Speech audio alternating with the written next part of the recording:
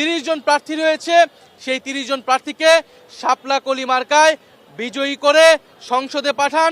বিপুল ভোটে জিতে 10 দলীয় জোট সরকার গঠন করবেন নাহিদ ইসলাম। পারে নাই এতদিন 10 দলীয় জোট বিপুল ভোটে জয়ী হয়ে সরকার গঠন করবে বলে মন্তব্য করেছেন জাতীয় নাগরিক পার্টি এনসিপির আহ্বায়ক নাহিদ ইসলাম।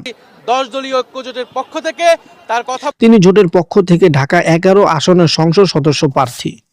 আজ বৃহস্পতিবার দুপুরে ঢাকা বিশ্ববিদ্যালয় ঢাবি ক্যাম্পাসের 3 নেতার মাজার এবং শহীদ শরীফ ওসমান বিন হাদির কবর শ্রদ্ধা ও দোয়া ও মোনাজাতের শেষে সাংবাদিকের সঙ্গে আলাপকালে এই দাবি করেন তিনি।